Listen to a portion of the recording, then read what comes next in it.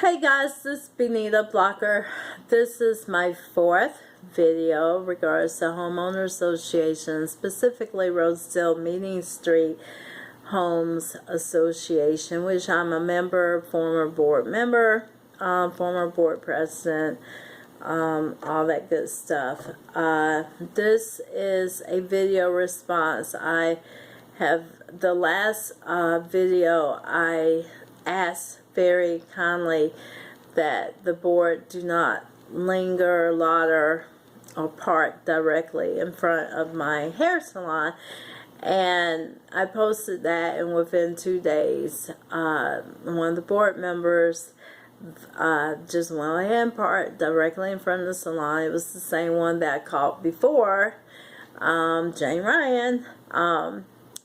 She parks in front of my salon again, so it felt like a challenge. I'm not, neighborly. I asked really nicely. I also said, I can't control it. She has the right to park in front of my salon, and I guess if that's what she wants to do, it looks like that's what she wants to do. Apparently, being neighborly and being nice doesn't work, I guess. I think I was being as nice as I could when I asked her not to do it. But she did she did respond back to me, and on the Facebook page, Rosedale Residents, she posted the same letter, which I'm about to read to you. She says, Benita. She actually misspelled my name, but it's okay. My parking on the street in front of your building is not a board issue. However, your intrusion into my personal life could probably be construed as harassment. So I'm going to stop there for a second. First of all, how is it that you park in front of my salon after I asked you nicely not to? Within 2 days you park in front of my salon, but you are trying to say that I'm intruding into your life, potentially intruding into your life, and that could be harassment. So you parking in front of my salon is not harassing me.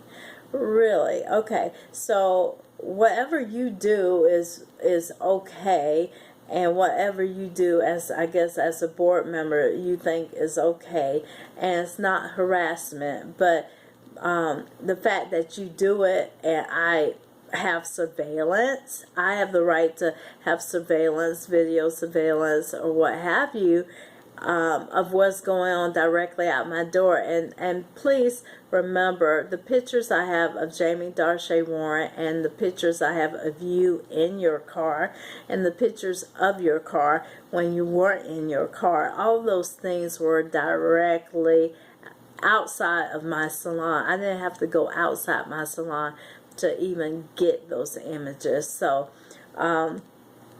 you are intruding. I feel like you are harassing.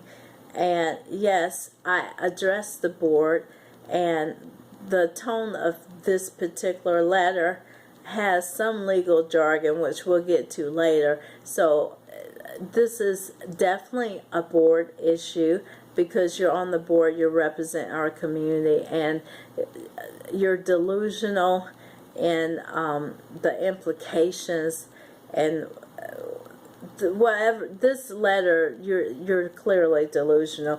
And yes, I actually was trying to give you the benefit of the doubt that you weren't as crazy and idiotic as I was. I just hoping that that wasn't the case. And trust me, between the letters and the actions, you all have truly outdone yourselves. So I'm now convinced, I'm convinced that you're delusional, crazy, You have no sense of diversity. You don't even understand race. But we'll get into the rest of that with the rest of your letter. The next paragraph actually reads, I have never intentionally parked my vehicle in front of your salon with the purpose of conveying disrespect or disrupting your client's access to your salon. I appreciate the statement. Of course, it sounds very legally advised, which is great. That's a smart thing to do. I think I actually appreciate that statement. I thank you, Jane Ryan, for that statement because it's politically correct. You're doing the politically correct thing by saying that. Do I believe that you didn't mean to disrespect me and my wishes? No, really don't believe it, but I really think it's nice that you said that you didn't mean to disrespect me. So that's actually, if you would have went that direction, if the board would have went that direction 2 or 3 months ago, things would have been going a totally different direction. But better late than never. So thank you again for saying that you weren't trying to disrespect me. And regardless, this is what she's saying, regardless, I can park on public thoroughfares and walk on public sidewalks whenever and wherever I choose and do not need your permission to do so. And you're right. And when I asked you kindly not to park or loiter in front of my salon, directly in front of my salon, I did it kindly and nicely, and I guess you said, what the hell? So you did it anyway. No, I told you, I can't control you. I told you from the beginning, I can't control you doing parking in front of my salon or loitering or what have you. I can't control you. That's why I was really, really, really, really nice at asking you to not do it. And apparently, again, nice doesn't seem to work very well with you. I tried nice, and you just don't listen. Anyway, next paragraph. Also, this has never been a racial issue, so please stop creating one where one has never existed. You have always been the first and only person to make any disagreement between yourself and any other board members racial in nature. If there has been any racial bigotry exhibited by any board members of this community, it's been by you. First and foremost, you're not black. You no longer have a black person on your board. And I served on the board quite a bit. I am black. I am over 40, and I know my history. I know what I've been through. I know this country has had quite a bit of race relations challenges, and they're still having race relations challenges. So from a racial issue, I assure you that if the roles were reversed, if I was in leadership, and a white person would have written as many articles as I've written about this association and the board, and the two primary board members that have caused the issues. If I was white and I had also did the videos, this is the 4th video. I've mailed out mailings to the community. I went above and beyond. And if I was white and there was black leadership, I would be gone. As a leader, a black leader with a white person complaining, I would be gone. So yeah, role reversal, it won't even work. This won't even be an issue. I would be just out of the door. But see, with you being white, that gives you a certain privilege in this community. So with me being black, you're right. I'm at a disadvantage. I'm always, as a black person, going to be at a disadvantage in America. So since you're not black, you won't understand. But you should consider some diversity on your board. That way you wouldn't make crazy statements like the letter that you wrote, the actions that you've been doing, probably the executive board sessions that you all been having.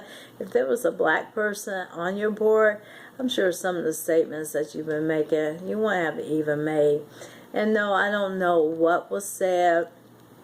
I can only imagine, because I have asked for board minutes, and I'm quite sure that they will be exclusive of a lot of the executive conversation that you all have been having. But let's finish up this particular letter. Jane Ryan continues and says that you're just a mean and negative person, and I don't want anything to do with you. If I choose to park on, she lists the street that the salon is on, and I'm just not going to mention the street in the video. So if I choose to park on the street of my salon, where my salon is, to obtain services from a vendor on that block, then that is what I shall do. In closing, Benita, I hope that you will post this on your blog so people can see two sides of a story. Now, I will say that, it's unfortunate that you are confirming that after I asked you nice and kindly not to park in front of my salon, that you still park. So whether I'm mean and negative or nice, you still going to do what you want to do, where you want to do it. And that's what this letter says. So you're saying you're not trying to disrespect me, but you're not being neighborly. You're not even reflective of a good leader for this community.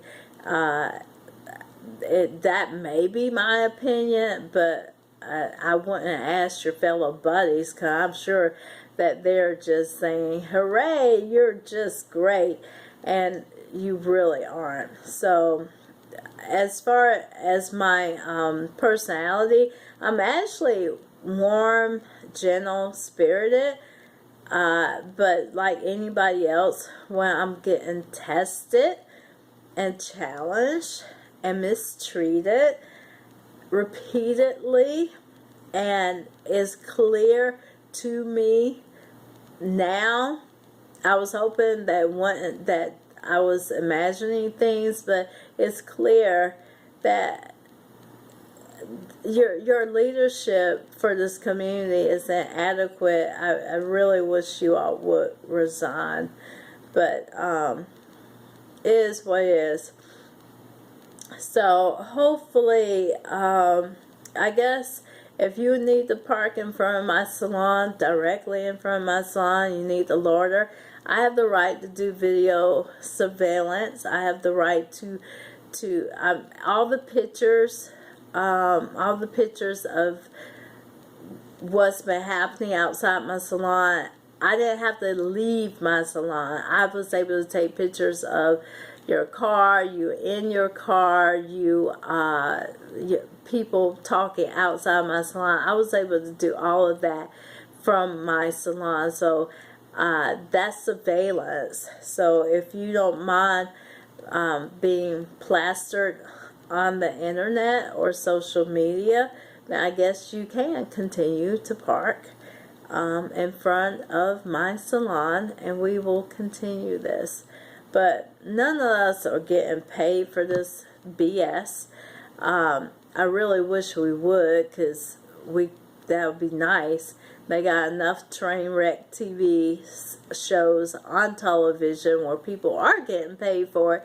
So I would love to, if there's a television producer that wants to pick up, we could call it Homeowner Association Wars.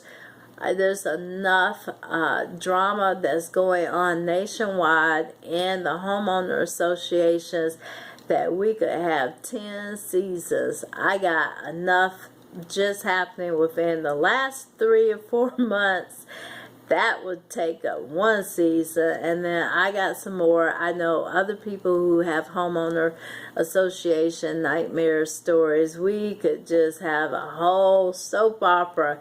So if there's any television producers out there that want to work with me, I would love to make some money off of this. I have written both Charles Jeter and Jeff Tart, which are lawmakers, about homeowner associations and my particular story.